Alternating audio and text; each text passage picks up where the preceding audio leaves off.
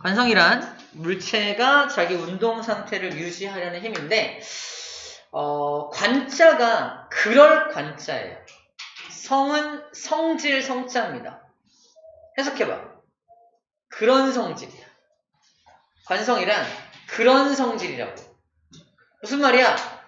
과학자들도 그 이유가, 관성이 발생되는 이유를 잘 몰라. 그냥 물체마다 그런 성질이 있대. 그죠? 그 이름이 관성이에요. 움직이는 물체가 왜 계속해서 움직이는지 모르겠어. 그죠? 당연히 이제 앞에서 뒤에서 힘이 가해지지 않으니까 그렇게 되는 건 알겠는데, 그게 물체가 운동 상태를 계속 유지하려는 성질을 마땅히 뭐 설명할 수 있는 방법이 없었나 봐요. 그래서 이제 관성이라고 이름 붙였다라는 정도를 딱 알고 있으면 되는데, 관성이 되게 특이하게 어떤 특별한 성질들을 좀 갖고 있습니다. 자, 첫 번째로 정리할 건 뭐냐면, 관성의 종류가 두 종류가 있어요. 체크. 첫 번째가 정지관성, 두 번째가 운동관성이 있습니다. 정지관성이란 정지한 물체가 계속 정지하려는 성질을 가지는 걸 정지관성이라고 할 거고요. 운동관성이란 운동하는 물체가 계속 그 운동 상태를 유지하려는 성질을 운동관성이라고 할 거 아니야. 랩한 것 같아. 아무튼 자기 운동 상태를 계속 유지하는 겁니다. 첫 번째 정지관성의 예입니다. 버스를 딱 탔어. 딱 탔어? 버스는 현재 정지 상태야, 운동 상태야? 정지 상태죠? 근데 버스가 갑자기 뻥 출발할 건데 자리가 없어. 내가 서서 이렇게 손잡이를 잡았어. 쌤은 키가 크니까 손잡이가 한 눈앞에 있겠죠, 이렇게. 이렇게 잡을 거 아니야, 이렇게. 잡았어. 잡았는데 버스가 붕 출발하면 나 어떻게 돼요? 이렇게 밀리죠? 그죠? 맞죠? 버스가 출발하는 방향에 대해서 무슨 방향으로 밀려? 반대 방향으로 밀리죠? 그죠? 바로 이겁니다. 얘가 뒤로 밀린 이유가 뭐다? 버스가 앞으로 붕 출발했기 때문에 뒤로 밀리고 있는 모습이에요. 자, 이때 운동을 분석하는 방법을 알려줄게요. 보세요. 이 버스를 둘로 구분합니다. 첫 번째 1번 버스하고 나로 구분합니다. 버스하고 나. 버스에 내가 탄 거잖아. 근데 버스가 붕 출발했죠. 그럼 그 버스를 붕 출발시킨 그 힘은 누구에게 작용했습니까? 당연히 버스에게 작용했죠. 버스를 붕 출발시킨 요 힘은 버스에게만 작용한 거예요. 맞죠? 버스에게만 작용했으니까 버스 혼자 훅 가버린 거야. 버스 혼자 붕 간 거라고. 버스 혼자 붕 가버렸으니까 나는 안 가고 그 자리에 남아있는 겁니다. 이해돼요? 그렇게 해석할 수 있다고요. 다시. 버스가 앞으로 붕 출발하면 내가 뒤로 힘받는 것처럼 느끼는데 실제로 힘받은 게 아니야. 힘받은 게 아니고 버스가 붕 가버리니까 나는 아까 그 자리를 유지하고 싶어하는 것뿐이야. 이해돼요? 그래서 마치 뒤로 밀리는 것 같은, 힘을 받는 것 같은 느낌을 받는 건 실제 힘이야, 실제 힘이 아니야? 실제 힘이 아니야. 그래서 나중에 뭐라고 배운다? 가상의 힘이라고 배웁니다. 관성에 의한 힘은 그래서 가상의 힘이라고 불러요. 여기는 안 나오죠? 안 나오네. 가상의 힘. 안 나와요. 가상의 힘이라고. 가상의 힘. 관성에 의해 받는, 이 사람이 뒤로 밀리는 것처럼 보이는 게 힘을 받고 있는 게 아니라니까? 버스가 힘받아서 가버리니까 뒤로 밀리는 것처럼 보이는 거란 얘기예요. 이해됩니까? 자, 그래서 이렇게 물어봅니다. 야! 1번 버스하고 2번 나 중에서 누가 관성을 일으켰어? 나죠? 내가 그 정지 상태를 유지하고 싶어서 뒤로 밀린 거잖아. 나한테 관성이라는 현상이 일어난 거예요. 맞죠? 이게 관성의 첫 번째 조건입니다. 관성이 일어나는 물체는 힘을 받아야 돼? 안 받아야 돼? 안 받아야 돼.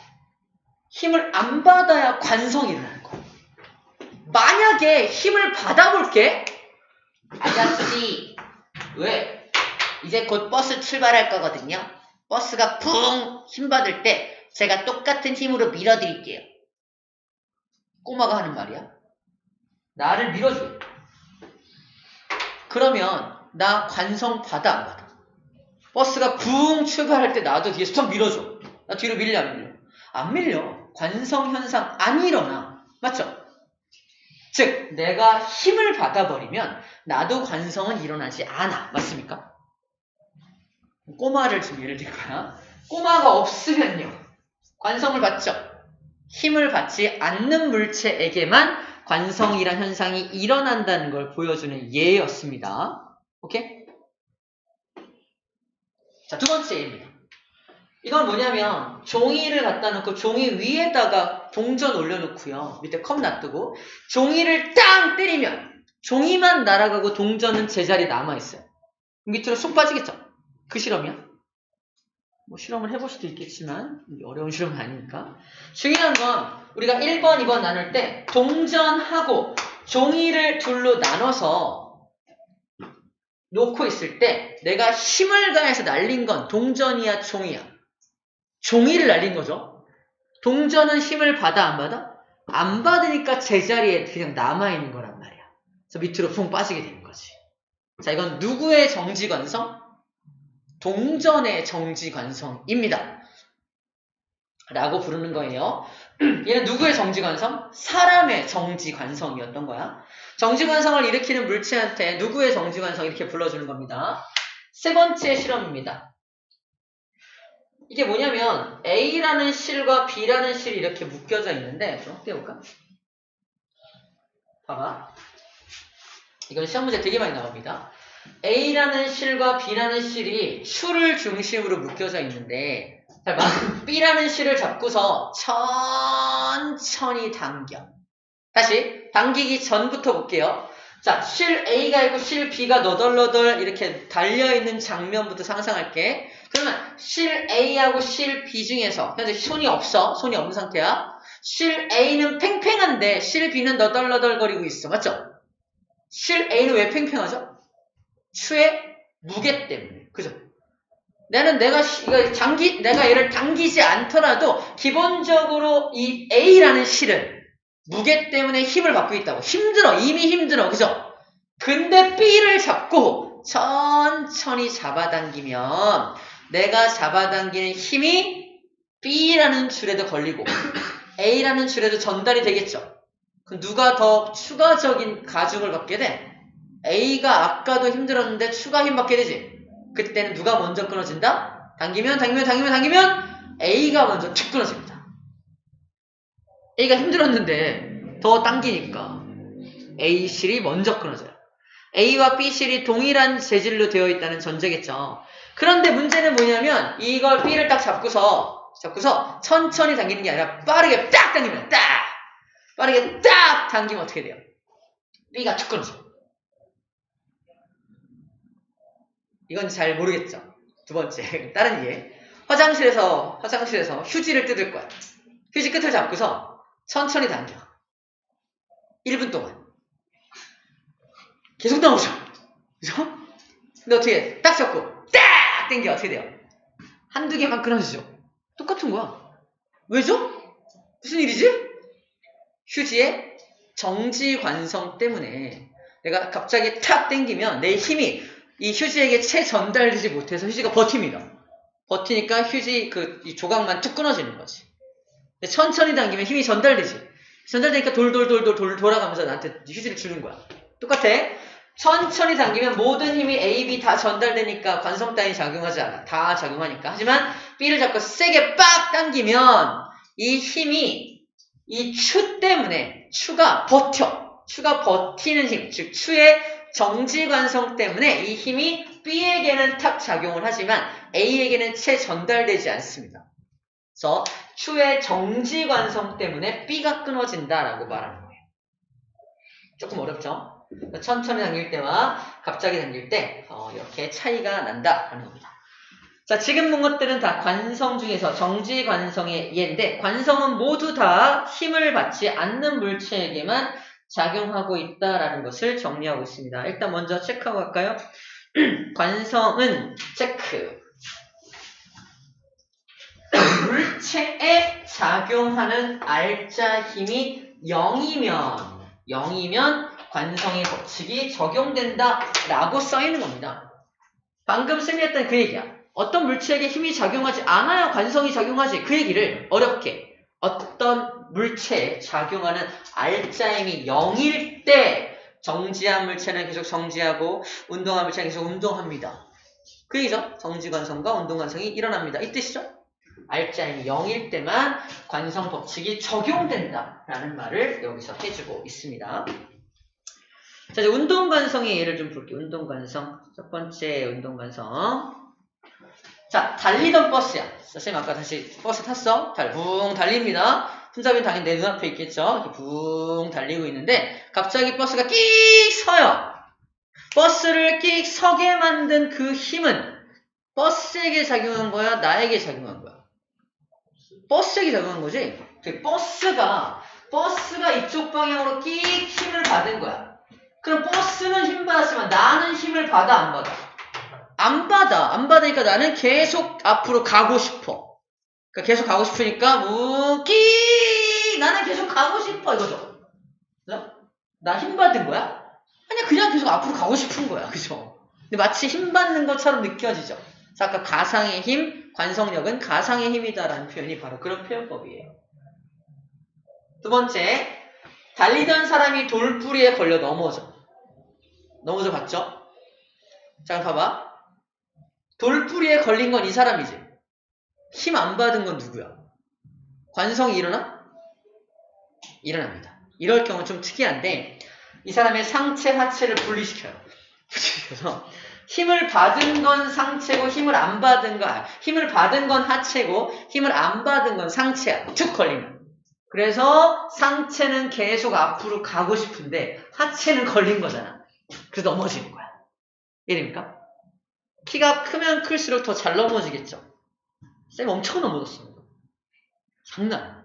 무릎 팍 다 깨졌어요. 무릎이 없어 그냥. 난 무릎이 아니야. 재밌다 이거. 아무튼 나만 할 수 있잖아. 재밌다. 그래서 이거는 하나의 물체를 보면 안 되고 상체, 하체를 분리시켜서 따로 생각해 줘야지만 해결이 되는 문제입니다.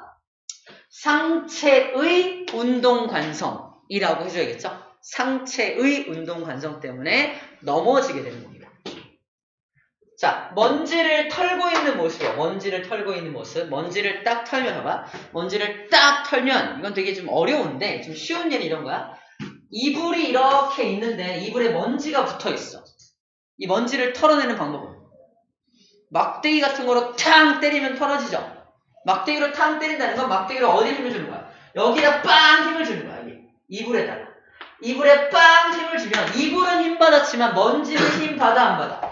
먼지 힘 안 받으니까 정지관성 퉁 그 자리에 머물러 있을 거 아니야. 이불은 푹 들어갔어.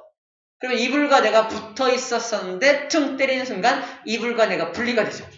이불은 힘 받아서 더럽 들어갔으니까. 그래서 먼지만 홀락달랑 공기 중에 있다가 욱 떨어지는 거예요. 먼지 터는 방법입니다.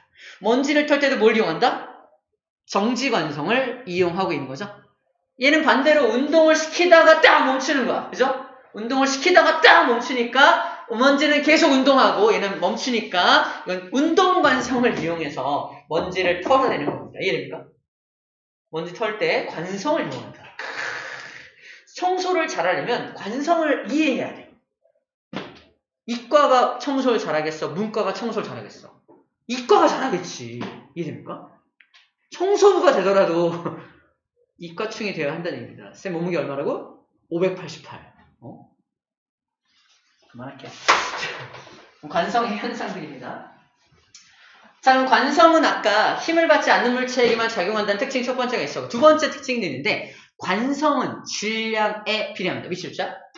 관성은 일단 질량이 클수록 관성이 큽니다. 질량이 크면 클수록 관성이 커. 두 가지 이미지를 넣어줄게요. 첫 번째 이미지는 뭐냐면 쌤이 이제 버스에 딱 탔어. 이만한 아줌마가 옆에 탔어요. 이거 못 탔겠죠, 아줌마가. 왜 탔겠죠, 그죠? 상태야. 붕 가고 있어. 버스가 끼셨어. 난 버텼죠. 아줌마는 질량이 너무 크기 때문에 관성이 너무 커. 떼굴 굴러서 기사 아저씨한테까지 갑니다. 기사 양반 불렀수? 말할게. 그래서 관성이 너무 크면 질량이 너무 크면 관성도 너무 크다. 관성이 그게 너무 크니까 못 버틸 수도 있다. 적절한 예가 아니라면 두 번째 예를 들어줄게요. 자전거하고 자동차가 같은 속도로 나를 향해 달려오고 있어.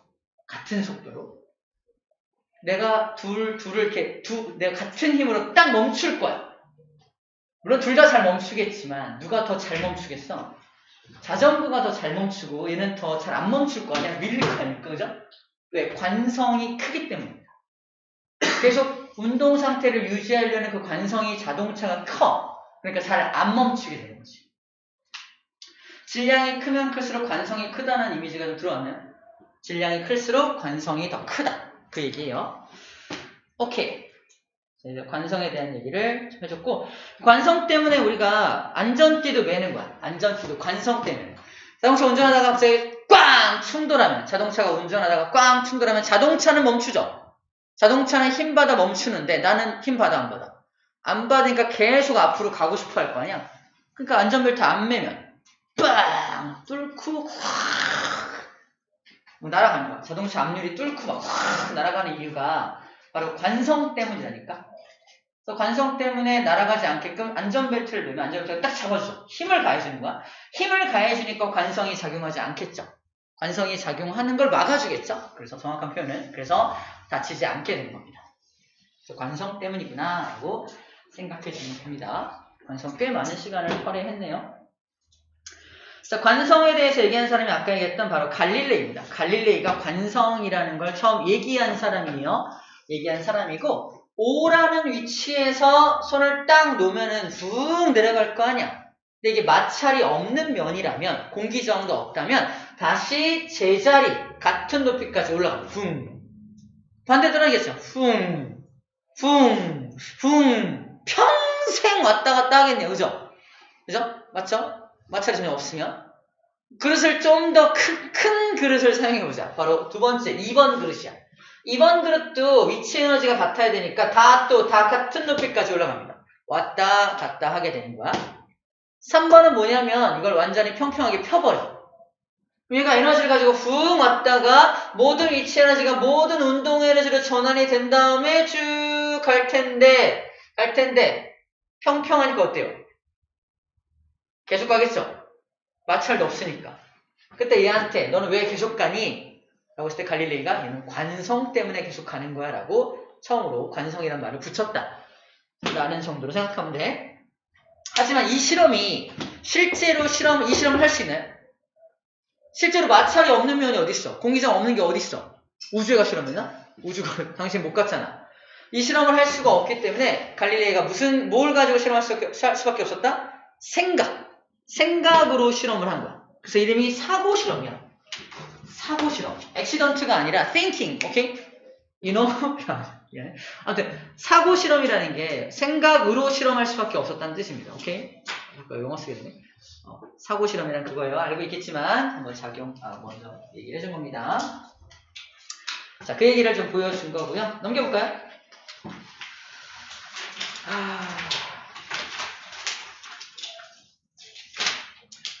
자, 우리 문제는 한꺼번에 풀게요. 자, 우리 페이지 29쪽.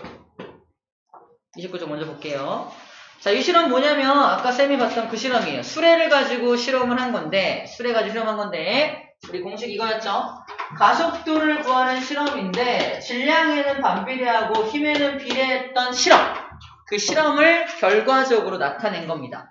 그래프로 표현해봤어요. 이 아저씨가. 봐봐요. 이 그래프 보면은 시간이 감에 따라서 지금 어떤 같은 수레에다가 F라는 힘을 줬을 때 속도 변화량, 2F라는 힘을 줬을 때 속도 변화량, 3F라는 힘을 줬을 때 속도 변화량. 누가 더 속도 변화가 커요? 3F가 더 크죠? 그래서 속도 변화량은 뭐에 비례한다? 힘의 크기에 비례하는구나 라는 걸 보여주는 그래프입니다. 보이나요? 그래서 이거 힘의 크기와 가속도는 비례하는구나를 보여주는 실험이고요. 그래서 실제로 Y축에 가속도를 갖다 놓으면요. 힘이 F일 때 가속도가 A라면 2F만큼의 힘을 가하면 가속도는 2A가 될 거고요. 3F라는 힘을 가하면 3A가 될 겁니다. 그죠? F가 A에 비례하기 때문에 그 얘기를 해주고 있는 겁니다. 두 번째, 시간이 감에 따라서 똑같은 힘을 가할 건데 하나는 M짜리 수레, 하나는 2M짜리 수레, 하나는 3M짜리 수레가 있다면 누가 속도가 제일 안 나겠어, 주연아? 3M짜리 수레가 가장 속도가 많이 안 날 거 아니야? 그래서 3m짜리 수레가 속도가 천천히 올라가고요. m짜리 수레는 쫙 속도가 빨라지는 겁니다. 보이나요? 자, 이건 뭘 뜻한다? 질량이 무거운 녀석이 속도가 별로 안 나. 반비례 관계에 있다는 걸 표현한 거예요. 그래서 가속도와 질량의 관계는 무슨 관계다? 가속도와 질량 관계는 서로 반비례니까 이러한 그래프가 그려지는 거야. 시험 문제에서 주의해야 될 점이 뭐야? 반비례 그래프 형태를 잘 봐. 이게 반비례 형태야. 이게 반비례 형태가 아닙니다. 이거 반비례 아니에요. 반비례는 이렇게 곡선 형태로 나타나는 게 반비례라는 형태입니다. 꼭 기억해 주셔야 해요. 쌤이 지금 방금 그린 그림을 무조건 낚시 문제 나옵니다. 자, 그걸 정리한 게 29쪽이다 라고 하고 넘어가면 됩니다. 다 했던 내용이에요. 30쪽 얘들은요, 이거는 뭐 도르래에 대한 내용들은 이제 여기 T, M, MG 써져 있는데 이걸 공부하면 너무 어려워요. 선생님이 실제 어떤 문제를 가지고 이제 풀어줄 겁니다. 지금 넘어갈 거예요. 자, 31쪽 바로 갑니다. 31쪽에 이제 바로 작용, 반작용의 법칙입니다.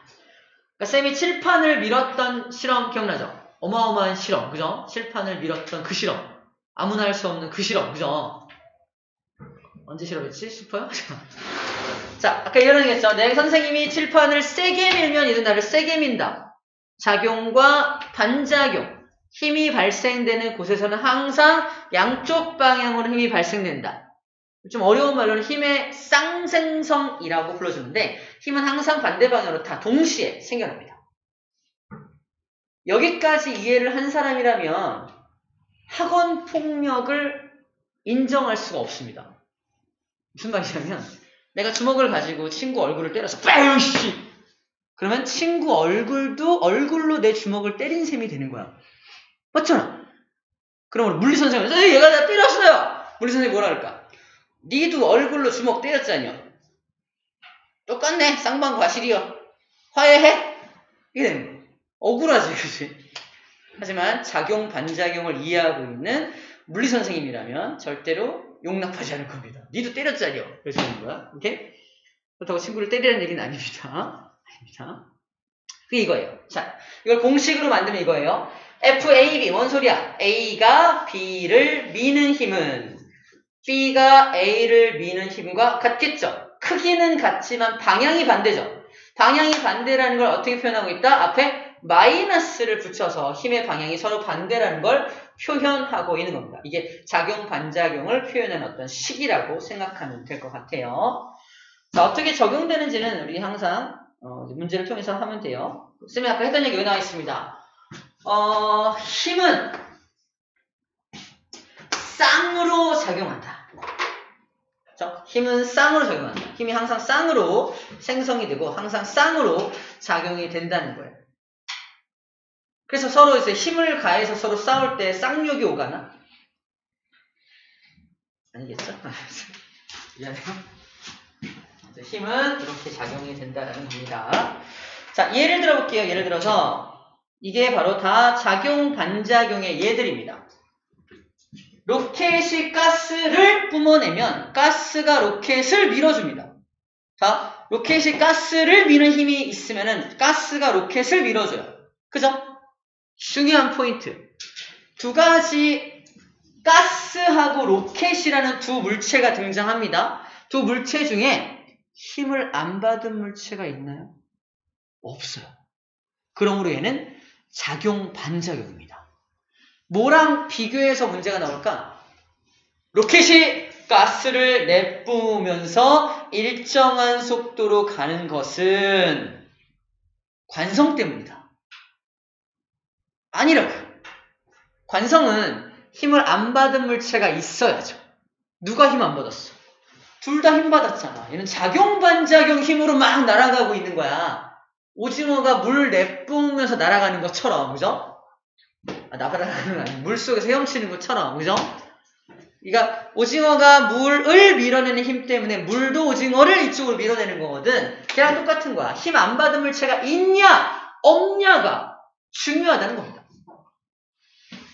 되게 헷갈려. 얘가 그럼 되게 헷갈리게 일정한 속도로 날아가는 이렇게 막 또 부가 어를 막 집어넣죠. 하지만 분명한 거 우리가 어떻게 파악하면 된다? 봐봐. 두 물체가 나오는데 힘 안 받은 거 있나? 없네. 둘 다 힘 받았네. 그러면 작용, 반작용입니다. 힘 안 받은 게 있으면 관성이라고. 오케이? 그렇게 문제를 풀 때 이제 구분해 주면 됩니다. 봐봐. 내가 축구공을 발로 뻥 찹니다. 그러면 봐봐. 축구공 뻥 차면은 축구공도 내 발을 차겠지. 맞나요? 그럼 내가 축구공을 뻥 차면 축구공도 내 발을 뻥 차니까 두 힘은 상쇄돼서 축구공은 절대로 날아가면 안 되죠. 그럴싸하지? 내가 아무리 세게 축구공을 차도 축구공은 절대로 안 날아가야 돼. 맞잖아. 작용 반작용이라며. 잘 들어. 잘 들어. 내 발이 뭘 찼죠? 축구공을 찼죠. 그죠? 목적어가 어디 있나요? 축구공한테 있죠? 그럼 축구공은 누굴 차요? 내 발을 차는 거죠. 내 발을 차는 거야. 둘의 작용점이 어때요? 달라요. 너는 너대로 힘받고 나는 나대로 힘받는 거야. 이해돼요? 그게 작용 반작용의 특징입니다. 내가 칠판을 밀어. 칠판 날 밀어. 안 움직여야 되는 거 아니야? 죽어도? 근데 칠판은 칠판대로 엄청나게 흔들리죠. 보여요? 막 보여? 안 보여? 칠판은 칠판대로 엄청 흔들리고 나는 나대로 밀립니다. 둘 다 힘받은 거야. 이해돼요? 그래서 축구공이 날아가는 겁니다. 작용 반작용은 둘의 작용점이 서로 달라. 너는 너대로 힘받고 나는 나대로 힘받는 거야. 뭐랑 구분해 줘야 하냐면 힘의 평형하고 아까 배웠던 힘의 평형하고 구분해 줘야 됩니다. 어떤 물체한테 오른쪽으로 힘을 가하고 어떤 물체 왼쪽으로 힘을 가하면 F1과 F2 둘 다 힘을 하나의 물체에게 힘을 가하면 이 물체는 움직여요? 안 움직여요? 안 움직이죠? F1은 뭐야? 내가 오른쪽으로 물체를 오른쪽으로 당긴 거야. 물체를 목적어에 주목하세요. 물체를 오른쪽으로 당기는 힘. F2는 뭐야? 물체를 왼쪽으로 당기는 힘이지. 목적어가 같아. 그러면 작용점이 같은 거예요. 작용점이 같은데 양쪽으로 당기면 안 움직이는 거야. 하지만 얘처럼 축구공을 차는 거고 얘는 축구공이 내 발을 차니까 목적어가 달라. 양쪽으로 둘 다 힘받는 겁니다. 작용 반작용이라고 부르고 얘는 힘의 평형이라고 부릅니다. 이게 바로 6번에서 말하는 작용 반작용과 힘의 평형의 차이점이에요. 그냥 이런 현상이 작용 반작용인가 보다 이게 아니라 이 안에도 숨어있는 의미들이 좀 들어있다는 겁니다. 이런 디테일한 부분들을 체크를 해줘야 문제를 풀어낼 수 있어요. 이어가 볼게. 이 사람이 이 벽이랄까요? 벽을 차면 벽도 발을 밀고 있죠. 이제 목적어로 밑줄 가볼게요. 발로 벽을 차면 벽도 발을 밀고 있습니다. 목적어 다르죠? 그래서 벽은 벽대로 힘받고 얘는 얘대로 힘받아서 양쪽으로 퉁 반대 방향으로 힘을 칠 수 있는 거예요. 발이 땅을 밀면 땅도 발을 밀고 있죠. 서로 다르게 밀고 있습니다. 그래서 걸을 수가 있는 거예요. 그래서 뛸 수가 있는 겁니다. 우리가 걷는 것도 작용 반작용의 힘으로 걷고 있다라는 말을 해주고 있는 거예요.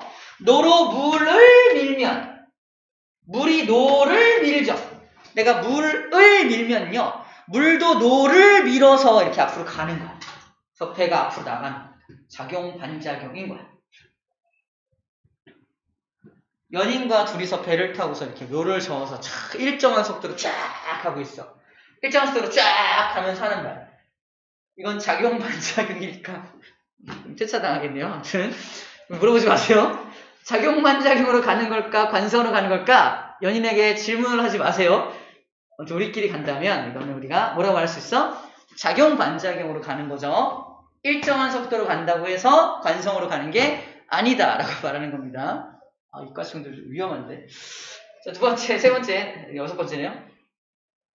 지구가 달을 당기면 달도 지구를 서로 당깁니다. 이것도 작용 반작용이다 라는 거예요. 작용 반작용. 자, 그럼 이 평형 관계랑 어떤 차이점이 있나 이 그림으로 확인을 마무리하면 됩니다. 자, 봐봐. 이제부터 이 그림은 무조건 시험 문제 나옵니다. 무조건 100% 이 그림 그대로 나와요. 그대로 나옵니다. 지구에 책상이 놓여져 있고요. 책상 위에 책이 놓여져 있죠. 자, 그럼 첫 번째 이 F1이라는 힘을 읽어볼게요. F1 어떻게 읽냐면 잘 들어. 지구가 책을 잡아당기는 힘입니다. 맞나요? 지구가 책을 잡아당기는 힘이야?